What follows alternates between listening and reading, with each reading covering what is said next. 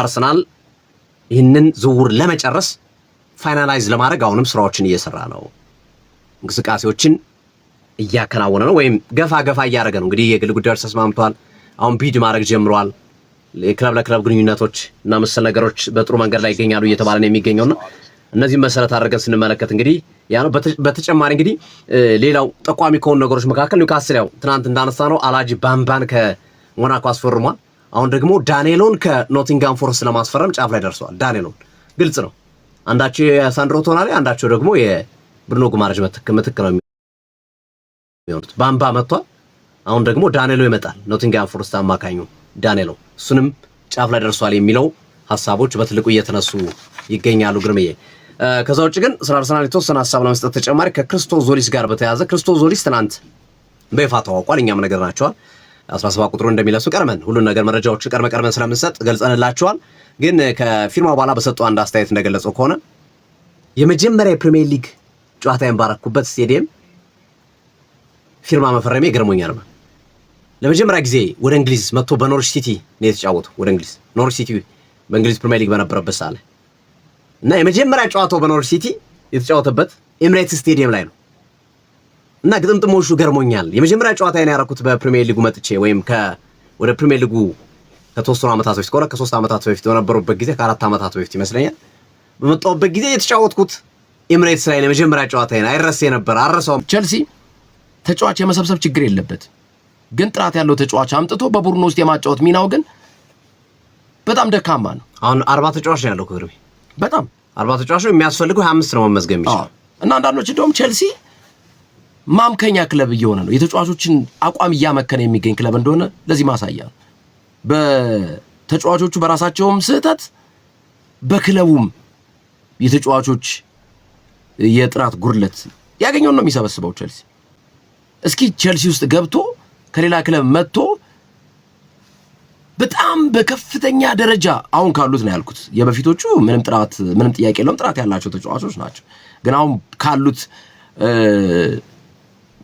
ተጫዋቾች መካከል በቃ በጣም በዚህ ደረጃ የገነነ ነው የሚባል ተጫዋች ከመጣበት ዋጋ አንጻር ከቸልሲ ቡድን ውስጥ ማንን ማንሳት ይቻላል? ምናልባት ኢንዞ ፈርናንዴዝን። ግን ኢንዞ ፈርናንዴዝ በፊት ከነበረበት አንጻርና አሁን ካለው በዛ ደረጃ ላይ ነው። ሞይሰስ ኬሲዶ ከብራይተን ሲመጣ የነበረውን ስም ሁላችንም እናያለን። እና የቸልሲ እግር ኳስ ክለብ ግን ብዙ አሉ፣ ጥቂቶች እኮ አሉ ጥሩ በቸልሲ ቤት ውስጥ ጥሩ ነገር ለማሳየት የሚሞክሩ አሉ። ነገር ግን ማጆሪቲው ነው ያቸው። እስኪ በቂ አይደለም ነው በቅርብ ጊዜያቶች እነ ራሂም ስተርሊንግ ነው ያቸው። ሶፊ ቸልሲ ቤት መጥቶ ነው የመከነው።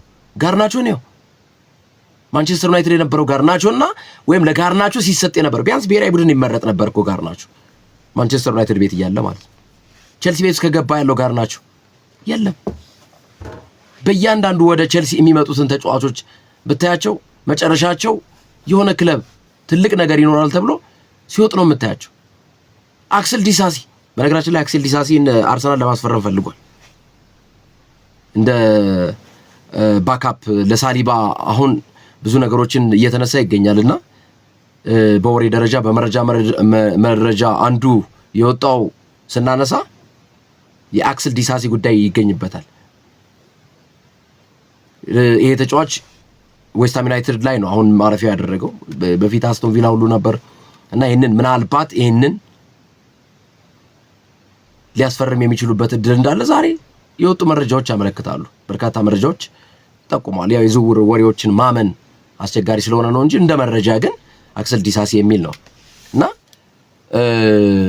ከዚህ አንጻር ስናየው ቸልሲ አደጋ ውስጥ ይገባል የሚሉ ሐሳቦች ነበሩ። አደጋ ሊፈጠርበት ይችላል ወይም ደግሞ በቸልሲ ቤት ውስጥ በሻምፒዮንስ ሊግ በዩሮፓ ሊግ ኮንፈረንስ ሊግ የሚጫወትበት እድል ስለሌለው ዘንድሮ አንፈልግም ይላሉ ተብሎ ተጠብቆ ነበር። ግን በጣም በሚገርም ሁኔታ ሳይታሰብ ሳይጠበቅ ሞርጋን ሮጀርስን በአስደናቂ ሁኔታ ማስፈረም የቻለበትን ውጤት አስመዘገበ። 117 ሚሊዮን ፓውንድ ሚድልስብራ 1 ሚሊዮን ፓውንድ የወጣበት ተጫዋች ነው። 1 ሚሊዮን የወጣበትን 117 ሚሊዮን ፓውንድ አሁን በርካቶች ማለት ጀመሩ። ቸልሲ ተጫዋቾች አይፈርሙለትም ምክንያቱም በአውሮፓ መድረክ አለመሳተፉ ተጽዕኖ ሊያሳድርበት ይችላል የሚለውን ግምት ክፍተት እንዲመጣ ያደረገበትን ሞላው የቼልሲ እግር ኳስ ክለብ አሎንሶን ይዞ መጣ። ከአሎንሶ በኋላ አሰልጣኝነቱን ሞርጋን ሮጀርስን አስፈረመ። አሁን ደግሞ ላክሯን ይዞ መጣ ማለት ነው። ቢያንስ ላክሯ በዋናነት ስንመለከተው በክሪስታል ፓላስ እግር ኳስ ክለብ በኤፍኤ ካፕ ስኬታማ መሆን የቻለ እንደሆነ ይታወቃል። ቼልሲ ሞርጋን ሮጀርስን ካስፈረመው በኋላ አመለካከት ተለወጠ። ማንም አልጠበቀም። ኢቭን የቼልሲ ደጋፊዎች ጭምር ያላሰቡት ያልጠበቁት ነገር ነው። ምክንያቱም ሞርጋን ሮጀርስ የወጣበት ዋጋ ብዙ ስለሆነ ማለት ነው። 117 ሚሊዮን ፓውንድ። አሁን ቼልሲ ምንም ነገር ማድረግ እንደሚችል የተረጋገጠ ሆኗል ማለት ነው። በቃ አሁን ቼልሲ ምንም ነገር ማድረግ ይችላል። የፈለገውን ተጫዋች ማምጣት ይችላል። ለዛ ነው ዛሬ በጣም በርካታ ከአርሰናል ጋር ኢቭን ቅርበት ያላቸው የመረጃ ምንጮች እንዳሉት ከሆነ ብሩኖ ጊማሬሽን ኦፍኮርስ አልቀረበም፣ ይፋዊ ጥያቄ አላቀረበም። ግን ብሩኖ ጊማሬሽን ከአርሰናል ሁሉ የመንጠቅ አቅም እንዳለው ምናልባት ምክንያቱም የአርሰናል ያቀረባቸው የዝውውር ጥያቄዎች በኒውካስል ውድቅ ተደርገዋል። ባለፈው ይዞት የቀረበው ዋጋ ትንሽ ነው ተብሏል። ስለዚህ ይሄንን ጉዳይ ብሩኖ ጊማሬሽንም ቼልሲ ካሰበ ልክ እንደ መሃሏን ዳርቷን እንደሚነካው ሁሉ ወይም መሃሏን በትክክል ዳርት ወቅቶ እንደማስቀመጥ ሁሉ ቼልሲ ማድረግ እንደሚችል የተረጋገጠበት ሁኔታ ተፈጥሯል። ለዚህ ደግሞ ሞርጋን ሮጀርስን አርሰናል ኦልሞስት አለቀ ጨረሰ የተባለውን ዝውውር መሃል ላይ ገብቶ ያስፈረመበት ሂደት ነው። የቼልሲ አመጣጣውን ከባድ ነው። በቀጣዩ ዓመት ማለት ቀላል እንዳይመስላችሁ። በቀጣዩ ዓመት ቼልሲ በእርግጠኛነት ማንም ሰው አሁን ቼልሲን ለፉክክር የሚጠብቀው ነው። የጋርናቾ መልቀቅ፣ ኒኮላስ ጃክሰን ይወጣል። በዚህ ቦታ ላይ ጆ ፔድሮ አለ። አማካኝ ቦታ ላይ ጥሩ ተጫዋቾች አሉት። እነ ሞይሰስ ኬሲዶ፣ እነ ኢንዞ ፈርናንዴስ፣ እነ ኮል ፓልመር፣ አሁን ሞርጋን ሮጀርስ ተጨመረ። ተከላካይ ክፍሉ ነበር ቼልሲ አንዱ ከሚታማበት መካከል ተከላካይ ክፍሉ ነው። እኔ እርግጠኛ ነኝ ቼልሲ አሁንም ይህንን ተከላካይ ክፍል የሚያጠናክርበት እድል ይፈጠራል ብዬ አስባለሁ። ላክሯ በፈረንሳይ እኮ የሳሊባ ምትክ ሆኖ ሳሊባ ሲጎዳ በብሔራዊ ቡድን ጥሪ የተደረገለት ተጫዋች እንደሆነ ይታወቃል። እና ያንን ነገር ቼልሲ የመዝጋት አቅም ከፈጠረ ተከላካይ ክፍሉ ላይ ያለውን ክፍተት እኔ ላክሯ ብቻ በቂ ነው ብዬ አላምንም። አሁንም ቼልሲ ቤት ውስጥ ላክሯ ቡድኑን ይለውጠዋል በዛ ደረጃ አይመስለኝም። ተጨማሪ ዝውውሮችን ማስፈረም እንዳለበት አስባለሁ።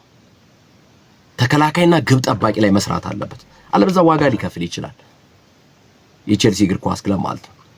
ግን እንዳልኩት መጀመሪያ መግቢያ ላይ ቼልሲ እግር ኳስ ክለብ ይሄ ተጫዋች የሚሰበስበውን ነገር እሱ ላይ ጥራት ያለ ተጫዋች ማስፈረም የሚችልበት እድል ቢኖር የበለጠ ውጤታማ ይሆናል። ከዚህ በፊት የነበረው የቼልሲ ቡድን ተመልከቱት እንዴት ጥራት እንዳላቸው ከዲዲዬ ድሮግባ ጀምሮ ማለት ነው እስከ ፔተር ቼክ ግብ ጠባቂው ድረስ ያለው የሚመጡት ተጫዋቾች ምን አይነት ብቃት እንዳላቸው እነ ላምፓርድ የነበሩበት ቡድን እነ ጆን ቴሪ የነበሩበት ቡድን አሁን በዛ ደረጃ በነ ጆን ቴሪ በነ ላምፓርድ በነ ፔተር ቼክ ግብ ጠባቂና ሳንቼዝ ነው ያለው። ፔተር ቼክ ጋርና አነጻጽረው እስኪ ያለ ተጫዋች አለ። አሁን በማስፈረሙ ሂደት ላይ በዛ ደረጃ የሚነሳ ተጫዋች ቼልሲ ቤት ውስጥ ማግኘት እንችላለን ብናነጻጽራቸው የድሮዎቹን የቼልሲን ተጫዋቾች። ቼልሲ እኮ በጣም አስፈሪ ቡድን ነበር እኮ በነ ድሮግባ ዘመን እኮ በጣም ነበር የሚያስፈራው እኮ። አሁን ጥሩ እየመጣ ነው። ሞርጋን ሮጀርስ ማስፈረሙ ሰየው ጥሩ ነው አሉት። ደግሞ እዛ ቡድን ውስጥ ጥሩ ተጫዋቾች አሉት። ተከላካይ ክፍል ግን በቂ ነው ብዬ አላምንም የላክሯ ማለት ነውና ዛሬ መረጃውን ከደቂቃዎች በፊት ሳየው ብሩኖ ጊማሬሽ ላይ እስካሁን ጥያቄ አላቀረበም፣ ግን ብሩኖ ጊማሬሽ ጋር ያለው ፍላጎት ቼልሲ እንዴት ነው በሚል ዝርዝር መረጃዎችን እየዘገቡ ነውና ከሞርጋን ሮጀርስ በኋላ ቼልሲ ምንም ነገር ማድረግ የሚያቅተው ክለብ ነው ብዬ አላምንም። አቅም እንዳለው ያስመሰከረበት ዝውውር ነው። ጡንቻ እንዳለው አሁንም ቼልሲ የዝውውር ጡንቻው የፈረጠመ እንደሆነ በሞርጋን ሮጀርስ 117 ሚሊዮን ፓውንድ አሳይቶናልና ከዚህ አንጻር እንግዲህ ሮጀርስና ላክሯ በቂ ናቸው። ኦልሞስት እነ ኬንዳ ጆቫኒ ኬንዳ አሉ፣ ሌሎችም ተጫዋቾች አሉ። ፓሊስትራ የመሳሰሉ ተጫዋቾች አሉ። ከነዚህም በተጨማሪ 1 3 እና 4 ዝውውሮችን ትላልቅ ዝውውሮችን ማድረግ እንዳለበት ይሰማኛል። ያንን ካደረገ ቼልሲ የቀድሞ ክብሩን መልሶ እንደሚረከብ አስባለሁ። ነገር ግን ሶፊ የብሩኖ ጊማሬሽ ግን እኔ ከሞርጋን ሮጀርስ በኋላ ቼልሲን እኔ አላምነው። አቅም አለው ቼልሲ ማድረግ ይችላል ምንም ነገር ማለት ነው። አርሰናል ደግሞ በዝውውሩ ደካማ ነው፣ እንዲህ አክቲቭ እየተሳተፈ አይደለም እና አርሰናል የማይነካካው ተጫዋች የለም። እስኪ መረጃ እያንዳንዱን መረጃ እስኪ እንመልከተው። እያንዳንዱን መረጃ ገልጠን እንየው እስኪ። አርሰናል ከእያንዳንዱ ተጫዋች ጋር ስሙ ተያይዟል። ግን ስም መያያዝ ብቻ አይደለም ወይ እንደ ማንቸስተር ዩናይትድ ድምፅን አጥፍተህ ዮሪ ቴሌማንስ እንዳደረገው ማስፈረም። ክርስቶስ ዞሊስን ብቻ ነው እስካሁን ድረስ በይፋ በትልቅ ፊርማ ደረጃ። ከዛ ኤሊያ አብሰንን የማቴዎ አብሰንን ልጅም ማስፈርሟል አርሰናል። ግን ገና 18 ዓመቱ ነው። ቀስ እያለ የሚመጣ ተጫዋች ነው። ሻምፒዮኖቹ ላይ መፋዘዝ ይታያል ሶፊ። ሻምፒዮኖቹ ተርታ ላይ የነበሩትና ሻምፒዮኑ ክለብ ማለት ነው። ሻምፒዮኑን አርሰናል ይኸው፣ ቀጥሎ ያለው ማንቸስተር ሲቲ ነው፣ ሊቨርፑልን ነው። በዝውውር መስኮቱ የነቃ ተሳትፎ እያደረጉ አይደለም። ነገር ግን የወራጅነት ስጋት የነበረውን ቶተንሃም ተመልከት። ማቲያስ ፈርናንዴስ፣ ሳንድሮ ቶናሊ፣ ሴነሲ ማአት ተጫዋች ነው ያስፈራው። ቼልሲን እየመጣበት ያለው የዝውውር ፖሊሲው የቀድሞ ክብሩን ለመመለስ የሚደረግ ነው። ከአሰልጣኝ ቅያሪ ጀምሮ ከዣቢ አሎንሶ ጀምሮ በባየር ሊቨርኩሰን ስኬታማ የሆነ ነው። ምንም እንኳን ሪያል ማድሪድ ላይ የተጠበቀውን ባይሆንም ማለት ነው። እና አርሰናል ይጠቁማል፣ ያፈገፍጋል፣ ይጠቁማል። አርሰናል ስሙ ያልተያዘበት ተጫዋች አንድም የለም። በቃ በአብዛኛው ማለት ነው፣ ያው ሙሉ በሙሉ ባይባልም በአብዛኛው ከአርሰናል ጋር ስሙ ያልተነሳ ተጫዋች እስካሁን አለ ብዬ አላምንም። በቃ ሁሉም ስሙ ከአርሰናል ጋር እና በዚህ ደረጃ ዝውውር ላይ አንድ ክለብ ሲሰራ ልክ እንደ ዳርቷ ነው። እና አርሰናል ላይ ስናየው የሚጠየቀው ገንዘብና አርሰናል ማስፈረም የሚፈልግበት የገንዘብ መጠን አለመመጣጠን ነው። እና አርሰናል ከገበያው ጋር አብሮ እየተጓዘ አይመስለኝም። ከገበያው ጋር አብሮ እየተጓዘ አይመስለኝም። ወይ ገበያው በሚጠይቀው ወይም ደግሞ እንደዚህ ፉክክር ያልገቡ ተጫዋቾች ላይ መልማዮቻቸው ትኩረት አድርገው እንደ ክርስቶስ ዞሊስ፣ አሁን ክርስቶስ ዞሊስ ስሙ በዛ ደረጃ የገነነ አይደለም። እርግጠኛ ነኝ ክርስቶስ ዞሊስን ብዙ ሰው ያወቀው ከአርሰናል ጋር ስሙ ከተያዘ በኋላ ነውና የአርሰናል የዝውውር ፖሊሲያቸው ብዙ ጊዜ የዘገየ ነው። የዘንድሮ ዓመት ብቻ አይደለም፣ ከዚህ በፊትም የነበሩትን ብናየው የዮኮሬሽ አሰልችቶን የካላፊዮሪ አሰልችቶን መጨረሻ ላይ ምናምን ማለት ነው። እነ ቼልሲ ላይ ግን እንደዚህ አይነት ነገር አይሰራም። ካሰቡ ጠብ ነው። ማንቸስተር ሲቲ ካሰበ ጠብ ነው። በቃ አለቀ። እና የአርሰናል የዝውውር ይሄ በተለይ ገንዘብ ይመስለኛል የሚከራከሩበት ሁኔታ ይመስለኛል። እና ያንን አለማድረጉ ደጋፊዎችም ስጋት ውስጥ እየከተታቸው እንዳለ ነው የምረዳው። ሶፊዬ ሌሎች መጠቆሚያ ያው ብሩኖ ጉማሬሽ የልቀቁ ጥያቄ ይፋ በሆነ መንገድ ኒውካስልን መጠየቁ እየተነገረ ነው የሚገኘው። በወኪሎቹ በኩል ይህንን ሀሳብ አስቀምጧል። እንግዲህ እንደ አሌክዛንደር አይዛክ በኋላ ላይ አፋውቶ መናገሩ አይቀርም እየተባለ ነው። አሁን ግን በዚህ የዓለም ዋንጫው ተመልክተናል አይደለ? ሁሊያን አልቫሬዝ አትሰሩኝ ባካችሁ ልቀቁኝ ሲል ግን ዝሮ የተጫዋች አስገብቷል፣ የልቀቁኝ ጥያቄ አስገብቷል። በቃ ልውጣ፣ የተለየ ነገሮችን ልመልከት የሚል ሀሳብ እንዳለው እየተደመጠ ነው የሚገኘው። አርማዎቻችን መሀል ላይ አንድ ነገር ጣል አድርግና ወለሽ መረጃዎች እንለፍ። እሺ ክርስቲያን ቮልፓቱን ታስታውሰዋለህ? ሰፊው በዓለም ዋንጫው ላይ በአውስትራሊያ ብሔራዊ ቡድን ቮልፓቱ ምርጥ ልጅ ነው። ጣሊያን ነው የሚጫወተው አይደል? ከጣሊያን ነው እንደውም ወደ አውስትራሊያ ለጣሊያን በታችኛው ብሔራዊ ቡድን እርከን ላይ ተጫውቷል። ነገር ግን ወደ አውስትራሊያ ቀይሮ ነው አሁን። ያው ክርስቲያን ቮልፓቶ ኮኬ ምንድነው የሆነው 60 ኪሎ ሜትር ፐር ሃወር ነው የሚነዳበት መንገዱ ማለት ነው። እሱ በ86 ይጀለጠው ስፒድ ማለት ነው፣ በጣም ከባድ ስፒድ። ከዛ የትራፊክ ፖሊሶች አስቆሙት፣ ቴስት አደረጉት፣ መፈተሽ አላቸው። ሲፈተሽ ኔጌቲቭ ሆነ፣ እንዳጋጣሚ ኔጌቲቭ ሆነ። ያው ማስጠንቀቂያ ሰጥተውት ስፒድ ሊሚቱን እንዲያደርግና እንዲሁም መንጃ ፈቃዱ ተይዞ አሁንም ማሽከርከሩን ቀጠለ ማለት ነው።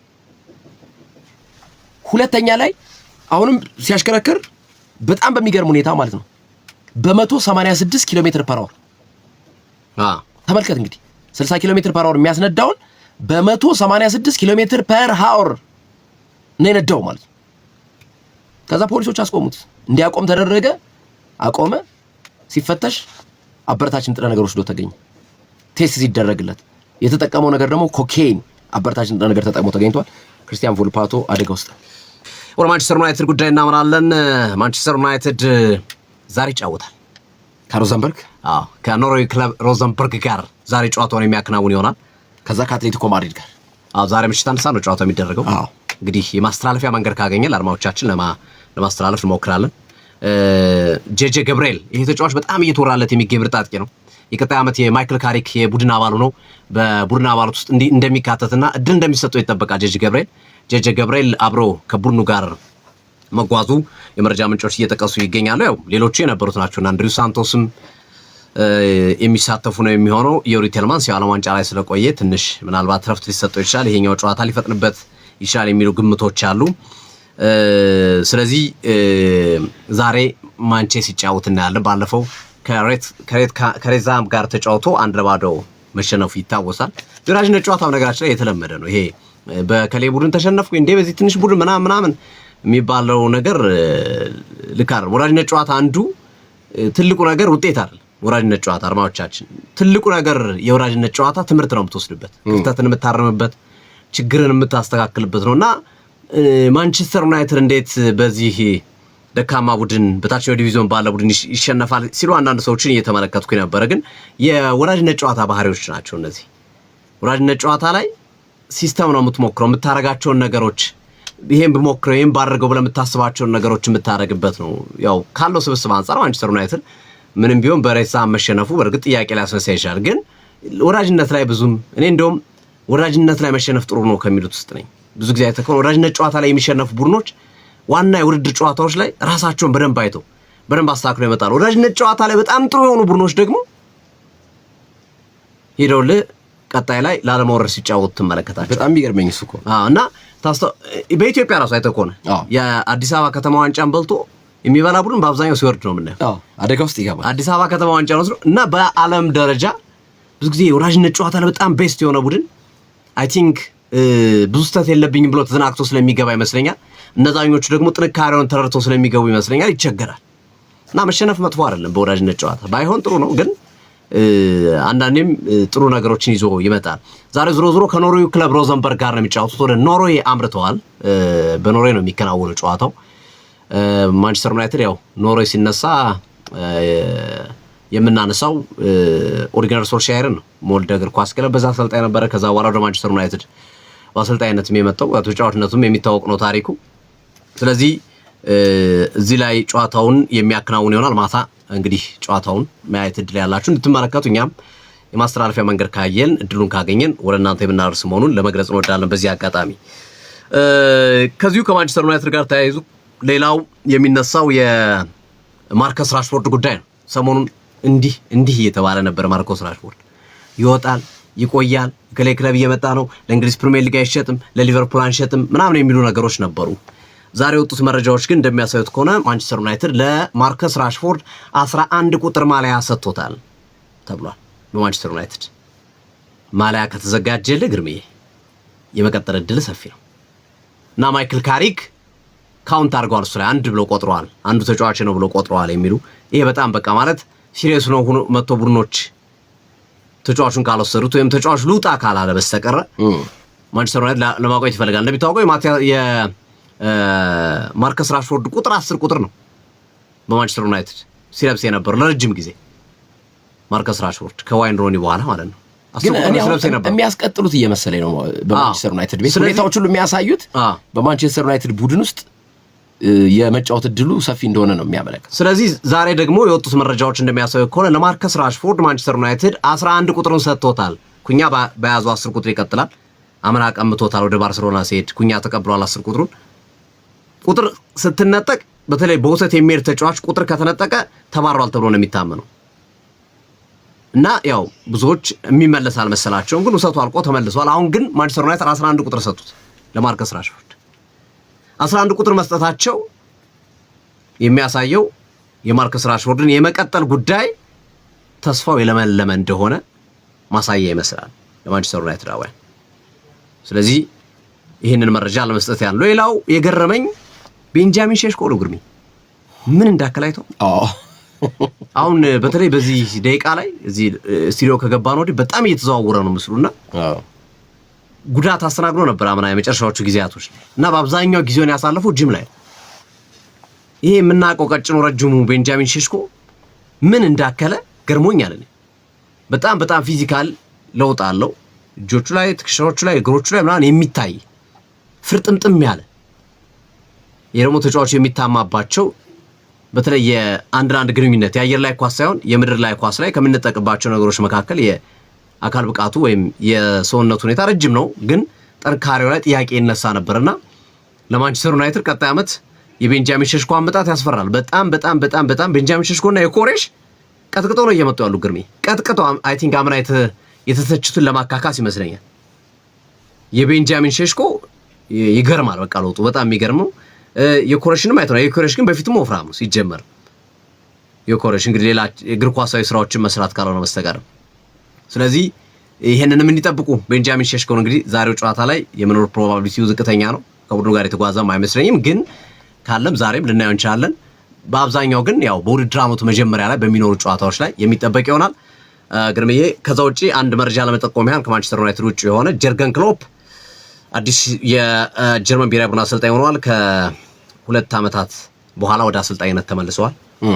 4 ዓመት እንደሚያሰለጥኑ የሚጠበቅ ነው የሚሆነው። ያ ከዚህ ቀደም በስፋት ስለሰራ ነው የክሎፕን ጉዳይ። ክሎፕ በይፋ የጀርመን ብሔራዊ ቡድን አሰልጣኝ ሆነው የሚቀጥሉት 4 ዓመታት እስከ 2030 የዓለም ዋንጫ ድረስ ተመርጠዋል ማለት ነው። አርሰናል ሁለተኛውን ማሊያ ይፋ አድርጓል። ሶፊያዮ አወይ ኪቱ አይቻለሁ። ብዙዎች ወደውታል። ያምራል። የማንቸስተር ዩናይትድ የማንቸስተር ደመቅ ያለ ሰማያዊ ነገር ነው። የአርሰናል ደግሞ ጥቁር ሰማያዊ አይነት ነገር ነው ያለው እና አወይ ኪቱን ይፋ አድርጓል። ከዋናው ማሊያዎቹ በላይ ሁለተኛዎቹ ምርጥ ናቸው። የሁለቱም የአርሰናልም የማንቸስተር ዩናይትድም። ሌላው በአርሰናል እግር ኳስ ክለብ ያው እንግዲህ አርሰናል ከብዙ ተጫዋቾች ጋር ስሙ ይያዛል። በነገራችን ላይ ቴዲ ገነር አስተያየቱን ልኮልናል። የሲዲ ስፖርት ቤተሰባችን ነው።